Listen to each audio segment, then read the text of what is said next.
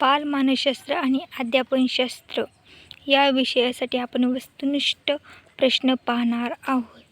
तुम्ही या चॅनलवर जर नवीन असाल तर चॅनलला सबस्क्राईब करा, लाईक करा आणि शेअर करा. चला तर आपण आता वस्तुनिष्ठ प्रश्न पाहूया. व्यक्तीचे अध्ययन खालीलपैकी कोणत्या परिस्थितीत घडून येते?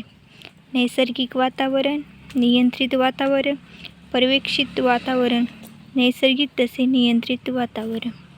तर व्यक्तीचे अध्ययन हे नैसर्गिक तसे नियंत्रित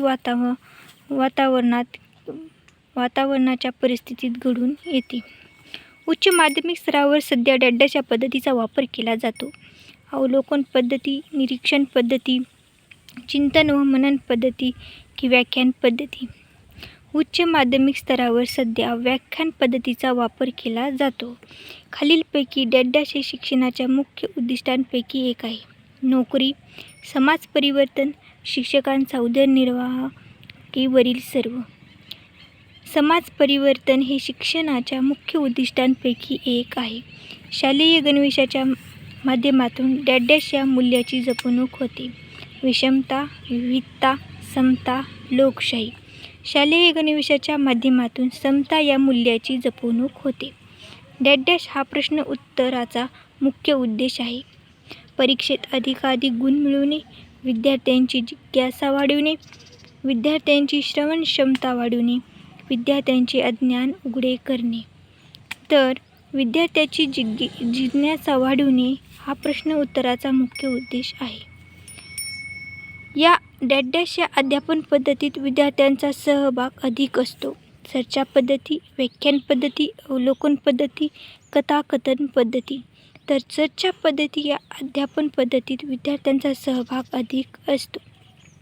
गृहपाठ देण्यामागील सर्वात महत्त्वाचा उद्देश डॅश हा आहे. विद्यार्थ्यांना चांगल्या प्रकारे कार्यरत ठेवणे, विद्यार्थ्यांना कष्ट करण्याची सवय लावणे, शिक्षकांना विद्यार्थ्यांच्या अध्ययनाबाबत प्रत्याभरण देणे की आशयाची चांगली धारणा होण्यास मदत करणे. आशयाची चांगली धारणा होण्यास मदत करणे हाच गृहपाठ देण्यामागील सर्वात महत्त्वाचा उद्देश आहे. पृथ्वी गोल आहे किंवा नाही हे तुम्ही कसे सिद्ध कराल? हा प्रश्न डॅशच्या उद्दिष्टावर आधारित आहे. आकलन, मूल्यमापन की उपयोजन की संश्लेषण. पृथ्वी गोल आहे किंवा नाही हे तुम्ही कसे सिद्ध कराल हा प्रश्न मूल्यमापन या उद्दिष्टावर आधारित आहे. PTA म्हणजे काय? PTAचा आपल्याला लॉंग फॉर्म सांगायचा आहे. Primary teachers association, permanent teachers association की primary teachers ability practical teachers association. PTA म्हणजे परमनंट टीचर्स असोसिएशन. मुक्तद्वार प्रश्नावली उत्तरकर्त्याला पुढील कामासाठी चांगला अवसर देते. मुद्देसूद उत्तर देणे, स्वतःच्या शब्दात उत्तर देणे की सोपी कोष्टके तयार करणे, स्पष्ट आणि थोडक्यात उत्तरे देणे.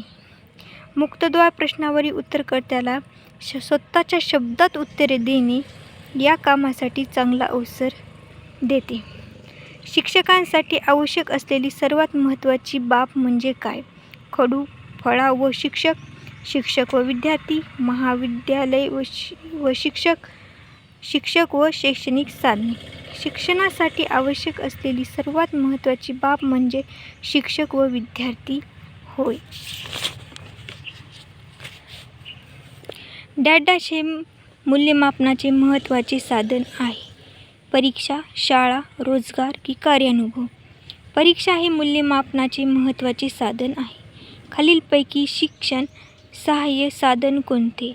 16 mm film projector, tape recorder की हवा मिलचे कार्यकारी प्रतिमान की वरील सर्व? हे वरील सर्व शिक्षण सहाय्यक साधन आहेत.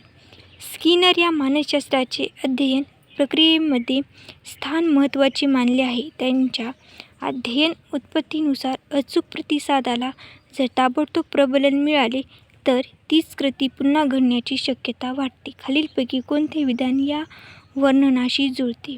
एप्रिलमध्ये घेतलेल्या वार्षिक परीक्षांचे निकाल लागोलाग मे महिन्यात जाहीर करण्यात आले. 2 नंबर आहे संगणकावर विद्यार्थ्याने दिलेली चाचणी संगणकाद्वारे तपासून विद्यार्थ्यांना त्यांचे गुण ताबडतोब सांगितले गेले. 3 नंबर आहे विद्यार्थ्याने दिलेल्या चुकीच्या उत्तरावर हे उत्तर चूक आहे अशी प्रतिक्रिया व्यक्त करून शिक्षकाने स्वतःच्या अचूक उत्तरे सांगितली की विद्यार्थ्यांच्या ट्युटोरियलवर त्यांना प्रोत्साहन करणारे शेरे लिहून विद्यार्थ्यांना परत केले.